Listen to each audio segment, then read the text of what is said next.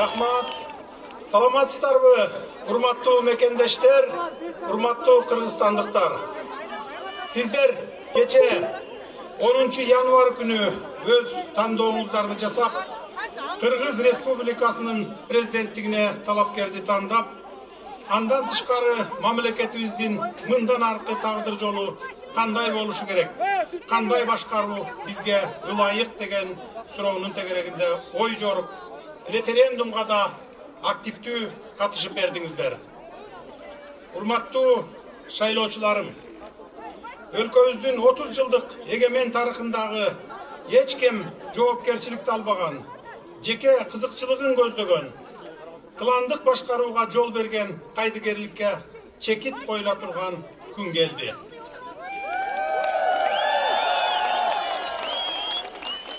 Бүгүндөн баштап Кыргызстаныбыздын өнүгүү жолуна карай кадамдар ташталды. Кандай гана азаптарды баштан кечирбедик. Өлкө экономикасы ушундай оор абалга келди. Өнөр жай, өндүрүш, бажы, сот, прокуратура, салык, айыл чарба, маданият жана башка тармактарыбыз кейиштүү абалда калды. Эл турмушу оңбогондой оор абалда. Социалдык көйгөйлөр күн сайын көбөйүп, ар бирибиздин жүрөгүбүздү ооруткан учурда жашап жатабыз. Мамлекетти тоногондор, ууру кескилер гана байып, карапайым журтубуз кыйынчылыкты баштан кечирүүдө. Мынакей ушундай оор жагдайда өлкө тагдырын өз колума алганы турам. Бүтүндөй мамлекетибиздин келечеги оң жолго коюуда чоң жоопкерчиликти алуумага буйруптур. Мен ушул оор милдетти, оор жүктүн салмагын сезип, мекенибиздин алдында ак кызмат өтөөгө болгон күчүмдү жумшаймын. Сиздердин ишеничиңиздерди толук актаймын. Кыргызстандын экономикасын оңдоо үчүн алдыга коюлган бир топ идеяларыбыз бар.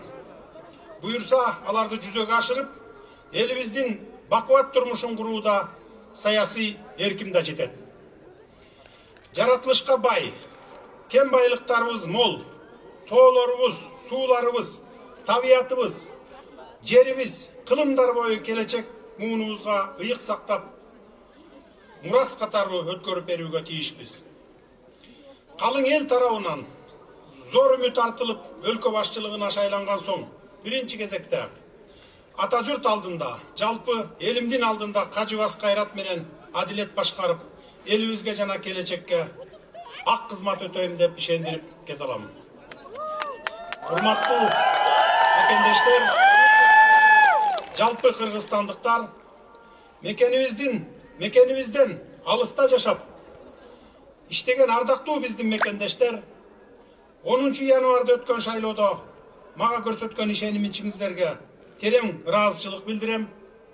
Кыргызстаныбызды өнүккөн өлкөгө айландыруу менин эң башкы ыйык милдетим. Карызга баткан өлкөбүздү мекен үчүн деп каржала иштеп бутка тургузуубуз абзел. Кыргызстан бизге ата-бабалардан мураска калган. Далай кармаштарда кандар төгүлүп, ер жүрөк баатырларыбыз эл үчүн, мекен үчүн деп манаста ураан чакырып, шейит кетишкенин биз эч убакта унутта калтырбайбыз. Биз алардын ушул ыйык милдетин ар качан акылга түйүп, жүрөккө бек сактайбыз. Аталарыбыз, энелерибиз ушул күндү самап олтуруп, бизге Кудайдын буйругу менен келген эң чоң бактыбыз эгемендиктин туусун бийик кармап, асманыбыз дайым ачык болуш үчүн өмүр өткүчө кызмат кылуу ар бир жараныбыздын ыйык милдети болууга тийиш.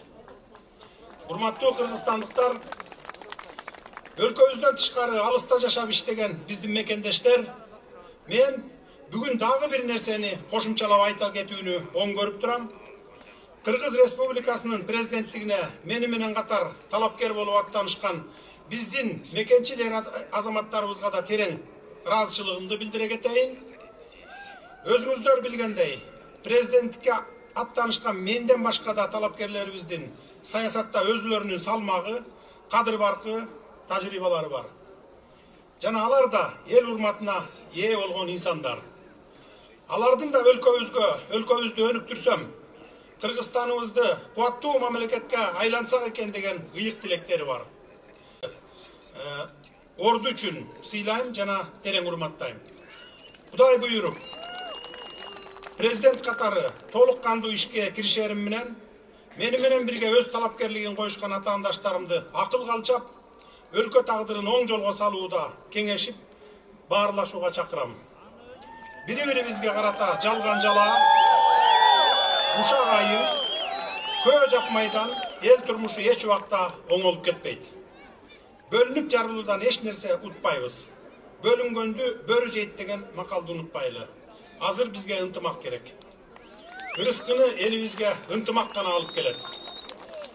Урматтуу мекендештерим, эгемен өлкөбүз өнүп өссө экен деп ыйык тилек кылган ардактуу элим, мага сиздерден бир гана нерсе керек.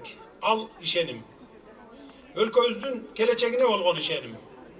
Демек, кыйын шартта турган өлкөбүздү оңдоп, алдыга жылдыруу ниетинде сиздер да мага колдоо көрсөтүп, мени менен чогуу чаран кызматташсаңыздар деп суранып кетет элем.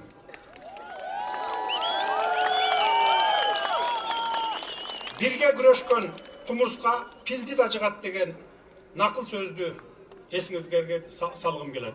Бирге бололу, биримдикте, ынтымакта иш алып баралы. Сиздердин колдооңуздар бул мага карата ишенимиңиздер. Өлкө келечегине болгон ишенимиңиздер. Эми мындан аркы кадамдарыбызды да сабырдуулукту кармап, кажыбаган мээнеткештик менен алдыга зор максатты коюп, мага кол кабыш кыласыздар деп терең ишенемин. Бардыгыбыз жарандык ыйык милдетибизди так өтөсөк, ак эмгектин акыбети кайтпай койбойт. Буюрса Кыргызстандын келечеги кең. Сөзүмдүн акырында айтарым, Кыргызстаныбыз гүлдөп, өнүгүп өскөн мамлекетке айлансын, жергебизде ар качан тынччылык болсун, аманчылык болсун, бар болуңуздар. Сиздерге терең ыраазычылык билдирем. Урматтуу кыргызстандыктар, урматтуу тарапташтарым, бүгүнкү жеңиш бул жалгыз менин жеңишим эмес, ушул жерде турган ар бириңиздердин, Кыргызстан боюнча добуш берген ар бир жарандын жеңиши болду. Анткени ал добушту сиздер мен үчүн берген жоксуздар, ар бириңиздер өзүңүздөр үчүн, балдарыңыздардын, неберелериңиздердин келечеги үчүн бердиңиздер. Эртеңки күнүбүз ушу жакшырып кетсе экен деп бердиңиздер. Мен ошол ишеничиңиздерди аткарууга себепчи гана адаммын. Кудай буйрса толугу менен 100% ошону аткарам деп мен сиздерге сөз берип кете аламын.